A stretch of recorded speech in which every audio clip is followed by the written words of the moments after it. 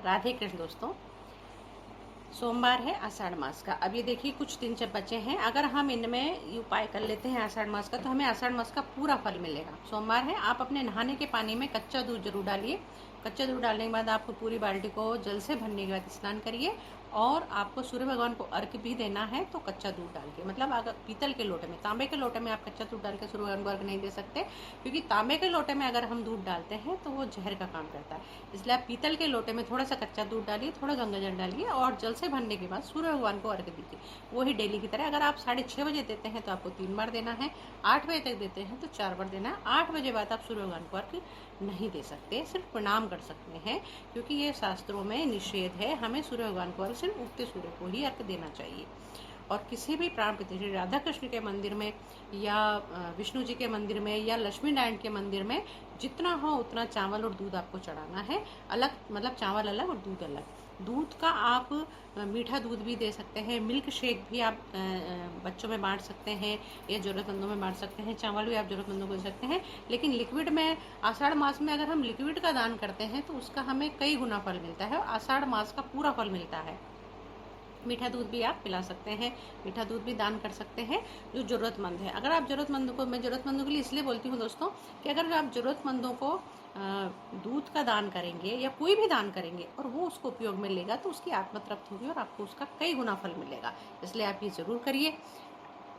और रही शिवलिंग की बात, तो शिवलिंग जो प्राण प्रतिष्ठित आपके आसपास शिवलिंग है, उस पर आप कच्चा दूध चढ़ाइए, लेकिन पीतल के लोटे में ही। पीतल के लोटे में कच्चा दूध लेके जाइए और उसको शिवलिंग पे चढ़ाइए, ओम नमः शिवाय कहते हुए। और जो दूध नीचे झरता है उसे थोड़ा सा लोटे में लेके वापस आइए और अपने घर के हर कोने में उसको छिड़क दीजिए। उससे क्या होगा कि आपके परिवारजनों का स्वास्थ्य भी उत्तम रहेगा और घर में सुख शांति बनी रहेगी। हर घर के हर कोने में उसको छिड़कना चाहिए।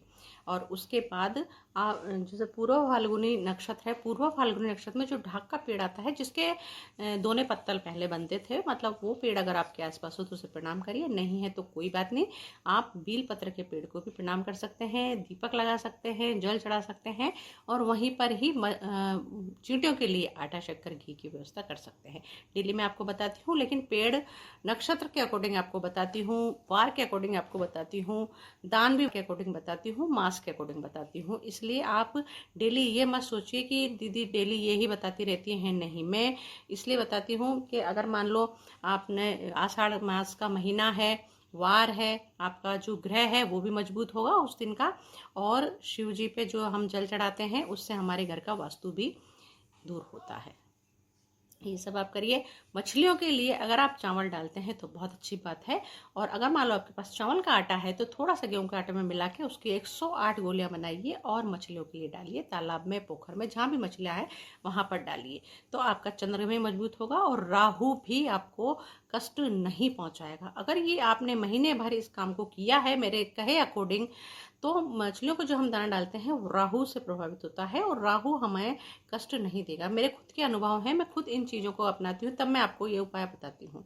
इससे मुझे बहुत फ़ायदा हुआ है तो मैं आपके साथ शेयर करती हूँ। ये आप ज़रूर करिए और जितना हो उतना कल चावल का दान करिए। जरूरतमंद को अगर आप चावल देंगे तो चंद्र ग्रह मजबूत होगा। चंद्र ग्रह मजबूत होने का मतलब है पॉजिटिविटी, कॉन्फिडेंट आना, हमारे अंदर कॉन्फिडेंट आना, मतलब डिप्रेशन के शिकार हम नहीं होंगे। अगर हम ये सोमवार के दिन छोटे छोटे उपाय ये करेंगे तो हमें डिप्रेशन कभी नहीं आएगा और पॉजिटिविटी बहुत आएगी, हर चीज़ में कॉन्फिडेंट आएगा।